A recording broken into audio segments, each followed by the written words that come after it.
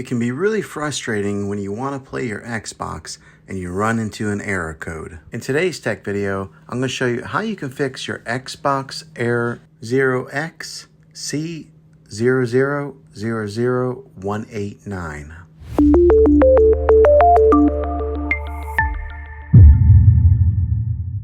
I'm going to show you a few different things to try to help you get your Xbox back up and running again. The first method is the easiest one to try, and that's to do a soft reset. This is where you turn off your Xbox and you turn it back on. The second method is what we call a hard reset. You turn off your Xbox, then you unplug the Xbox from the wall outlet and you wait 60 seconds. Now don't be impatient here, wait the whole 60 seconds and then plug it back in. If your Xbox is working, great. If not, let's move on to the next method. Find your router or your modem that is giving you Wi-Fi and unplug that for 60 seconds. Then plug it back in. You might have to wait a few minutes for it to connect and get back online, but when it does, check your Xbox then. If that doesn't work, then let's move on to the last method. We are going to do a factory reset of your Xbox, which means that you'll have to log back in with all of your credentials, but it will be an important troubleshooting method. First, press the Xbox button X on your controller to open the guide. Then select Profile and System, then go to Settings, then go to System, then Console Info. You're going to select Reset Console. Now on the Reset Your Console screen, you'll see three different options. One will say Reset and Remove Everything. The second will say Reset and Keep My Games and Apps. And the third is Cancel. I would suggest doing the Reset